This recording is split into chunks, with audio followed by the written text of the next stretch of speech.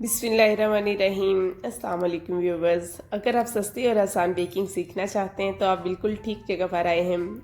आज मैं आप लोगों के साथ शेयर करने वाली हूँ बहुत ही आसान सी बिस्किट्स की रेसिपी। और ये इतने खस्ता और मज़ेदार बनते हैं ना कि आप एक दफ़ा बनाएंगे तो फिर आपका मामूल बन जाएगा, क्योंकि इसे हम बनाने वाले हैं बगैर ओवन के। इसे आप बच्चों के लंच बॉक्स में बनाकर दे सकते हैं। एक हेल्दी और एक यमी सी बिस्किट की रेसिपी है।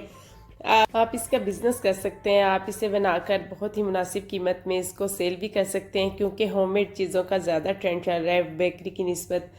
तो कुकीज़ का आप बिजनेस कर सकते हैं। सिर्फ 3 चीज़ों से हमने इसे बनाना है। आपने अभी तक बिस्किट्स ट्राई नहीं किए तो ये रेसिपी आप ट्राई करके आप बिस्किट के फ़ैन हो जाएंगे। तो चलिए स्टार्ट करते हैं, देखते हैं कि हम इसे कैसे बनाते हैं।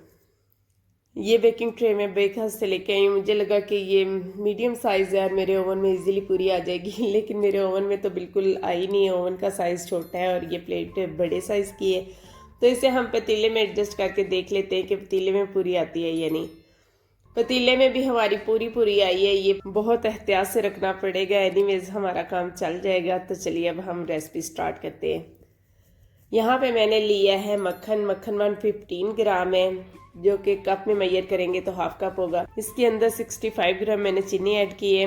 1/3 कप, यानी कि जो मेजर कप होते हैं उसमें तीसरे नंबर वाला जो कप होता है ना, 1/3 कप, वो कप हमने लेना है पाउडर शुगर का।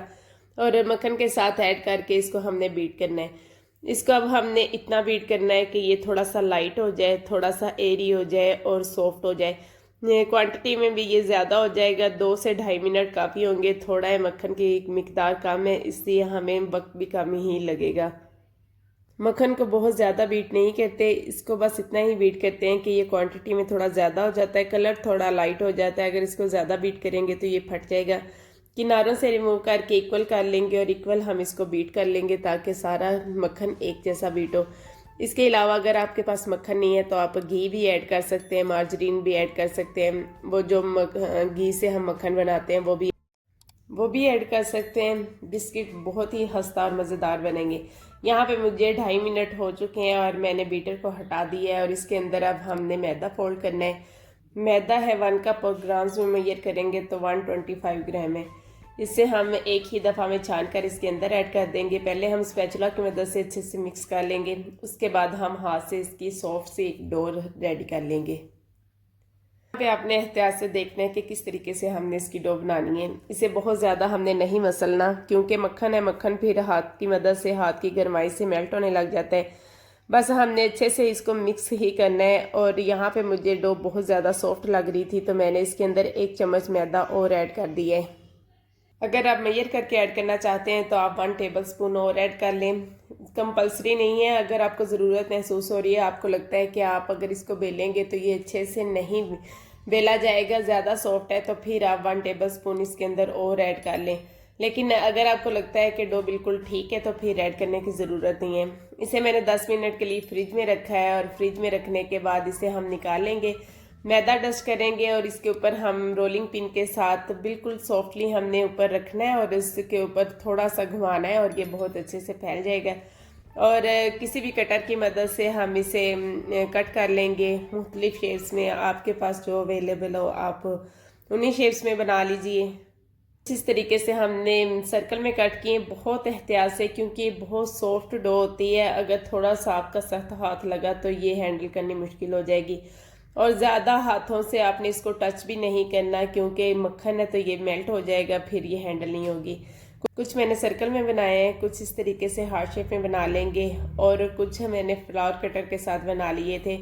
इसी तरीके से आप देख सकते हैं इसकी मोटाई भी इतनी होनी चाहिए। और इसी तरीके से हम सारे बना के फिर से इसको इकट्ठा करके दोबारा से हम बेलेंगे। इसी तरीके से हमने सारे जो है वो रेडी कर लेने हैं। चलिए इसी दौरान अब जल्दी से मुझे सब्सक्राइब कर लें अगर अभी तक आप लोगों ने नहीं किया, तो साथ में लगे बेल आइकन ऑल नोटिफिकेशन का दबाना आपने बिल्कुल नहीं भूलना। इससे मेरी आने वाली हर इन्फॉर्मेटिव वीडियो का नोटिफिकेशन सबसे पहले आपको मिलेगा। अगर आप बिस्किट का बिजनेस करना चाहते हैं तो आप फिर इसके साथ हाफ मक्खन और हाफ आप घी भी ऐड कर सकते हैं। बस आप इसको मैनेज करके इसको मुनासिब रेट में सेल भी कर सकते हैं। बहुत ही इजी है और आप इसे बगैर ओवन के भी बना सकते हैं। बाहर की बाजार की और बेकरीज की चीज़ें खा के इंसान बीमार हो रहे हैं, तो आजकल होममेड चीज़ों का ज़्यादा ट्रेंड चल रहा है। तो आप इस तरीके से कोई भी किसी एक चीज़ को लेके तो आप बिज़नेस कर सकते हैं। हाली कुकीज़ का बिज़नेस कर सकते हैं। ये भी मैंने देखा था कि इस्लामाबाद में बहरिया टाउन में एक शॉप है जहाँ पे सिर्फ कुकीज़ ही मिलते हैं और लोग दूर दूर से जाते हैं वहाँ से लेने के लिए। तो आप इनका बिज़नेस कर सकते हैं।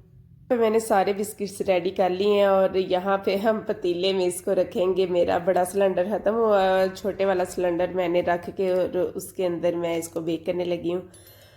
तो यहाँ पे हमारे 25 से 30 मिनट के दरमियान में तकरीबन हमारे बिस्किट्स रेडी हैं। 2-4 मिनट में इसको ढक के रखूँगी और फिर इसको ठंडा करके मैं पैन को अंदर से निकालूंगी, क्योंकि गरम गरम ये निकालना पॉसिबल नहीं होगा। मैंने इसे छोटे सिलेंडर पे बेक किया है। उसके दरमियान में ही जो फ्लेम है वो ज़्यादा होता है शोला उसका, इसलिए मैंने उसको बहुत ही लो स्पीड पे रखा था, इसलिए ये टाइम थोड़ा सा ज़्यादा ले गए हैं। अदरवाइज़ अगर आप बड़े सिलेंडर पे इसको रखेंगे या बड़े गैस पे आप इसको बेक करेंगे तो फिर ये 20 मिनट में बेक हो जाएंगे।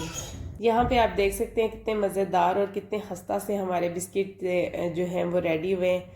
बस ऊपर से इसका बहुत ज़्यादा कलर नहीं आता, लेकिन नीचे से आप देख सकते हैं कि कितने अच्छा सा इसका कलर आ गया है और ये बिल्कुल रेडी है।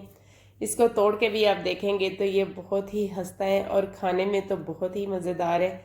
I hope. तो चलिए जल्दी से इस रेसिपी को ट्राई कीजिए और इसका रिव्यू मेरे साथ शेयर कीजिए, आपके बिस्किट्स कैसे बने और वीडियो आपको कैसी लगी।